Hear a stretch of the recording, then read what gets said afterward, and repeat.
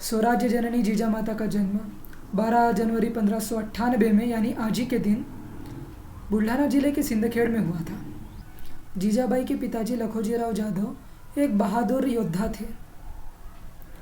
सिंदखेड़ के जाधव एक ताकतवर और ऊंचा घराना माना जाता था।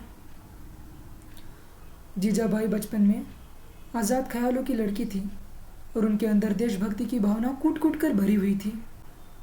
उन्होंने अपने माँ बाप से राजनीति और युद्ध नीति की शिक्षा प्राप्त की। ये मध्ययुगीन काल के भारत की कहानी है, जब पूरे भारत पर मुगलों का राज था।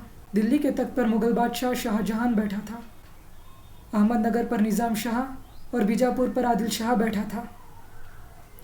और एक तरह से जीजाबाई हमारे देश की आज़ादी की लड़ाई में एक अहम योगदान देने जा रही थी।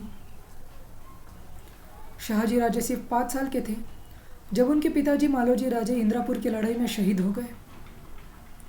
उनकी जागीर शाहजी राजे को मिली, पर शाहजी राजे के बड़े होने तक कोई ऐसा व्यक्ति चाहिए था जो उनकी जागीर को सही ढंग से संभाल सके।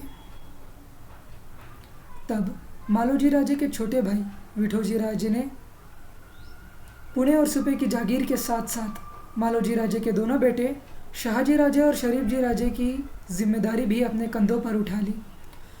कुछ ही दिनों में उन्होंने सिंदखेड़ के लखोजीराव जाधव की बेटी जीजाबाई का हाथ अपने भतीजे शाहजी राजे के लिए मांग लिया। अगर ये रिश्ता हो जाता तो दोनों परिवारों की ताकत कई गुना बढ़ सकती थी। लखोजीराव जाधव ने खुशी खुशी ये रिश्ता स्वीकार कर लिया। बड़ी ही धूमधाम से जीजाबाई और शाहजी राजे की शादी हो गई। शाहजी राजे एक कुशल और बहादुर व्यक्ति थे। किसी महान शासक की तरह ही शाहजी राजे अपनी जागीर को चलाया करते थे। शाहजी राजे के दरबार में जो कोई भी आता वो कभी खाली हाथ नहीं लौटता था। भविष्य में क्या लिखा है ये कौन कह सकता है। राज्य के हालात बिगड़ने वाले थे।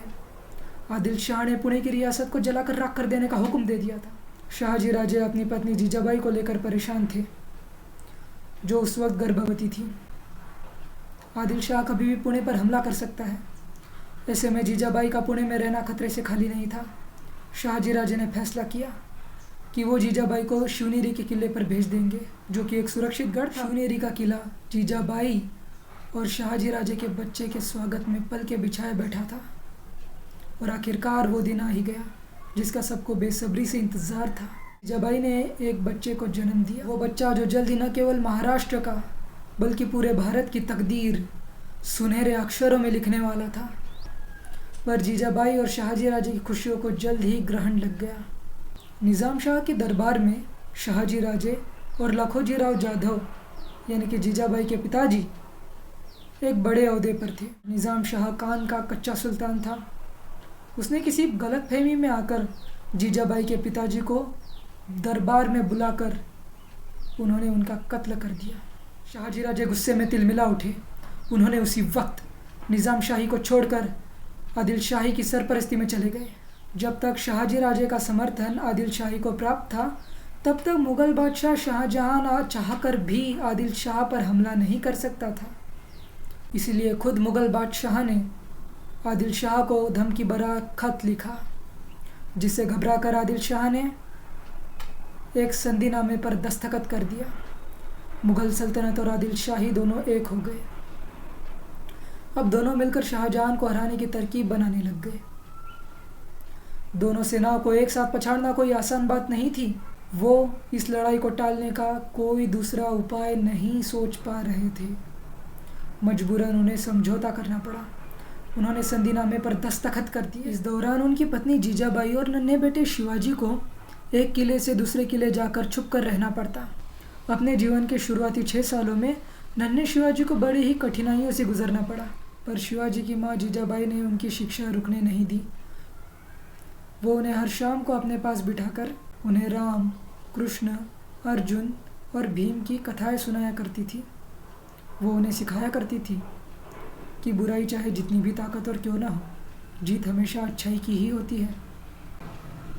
वीर माँ जीजाबाई ने बचपन से ही उन्हें स्वतंत्रता का पाठ पढ़ाकर उन्हें प्रेरित किया कि वो अपने देश को विदेशी अत्याचारियों से मुक्त कराकर स्वराज्य की नींव डाले।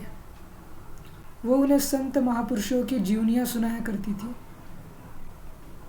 जिसकी वजह से बालपन से ही शिवाजी के मन में संतों के प्रति अगाध श्रद्धा उत्पन्न हो गई।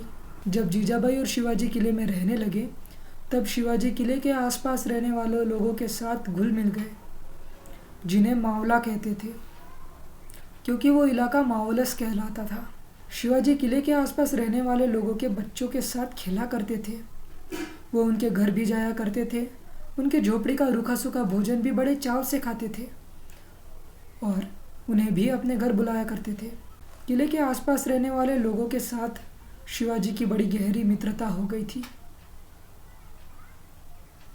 संधिनामे पर शाहजी राजे ने दस्तखत किया तो आदिल शाह और मुगल बादशाह ने निज़ाम शाही को आपस में बांट लिया और शाहजी राजे को मंगलोर यानी कि आज के बेंगलोर जाकर वहाँ की रियासत संभालने का हुक्म दे दिया। शाहजी राजे मंगलोर में अपनी पत्नी जीजाबाई और बेटे शिवाजी के साथ रहने लगे। अब उनके जीवन में थोड़ी स्थिरता आ गई थी। शाहजी राजे अपने बेटे को एक बहादुर सिपाही के साथ साथ एक विद्वान व्यक्ति भी बनाना चाहते थे। इसीलिए शाहजी राजे के दरबार में एक से बढ़कर एक गुणी और विद्वान लोग थे। यहाँ तक कि शाहजी राजे ने अपने दरबार में शिवाजी को शिक्षा देने के लिए विद्वान पंडितों की भी व्यवस्था कर रखी थी। सबके साथ साथ जीजामाता का योगदान शिवाजी राजे के पूरे जीवन में रहा है। अपना प्रत्येक अभियान शुरू करने से पहले शिवाजी राजे अपनी माँ जीजाबाई के दर्शन लेते थे और जीजाबाई उन्हें अपने प्रत्येक अभियान में प्रेरणा और मार्गदर्शन देती थी। वीडियो में हमारे साथ बने रहने के लिए आपका हृदय के गहराइयों से प्रेम पूर्वक बहुत बहुत धन्यवाद।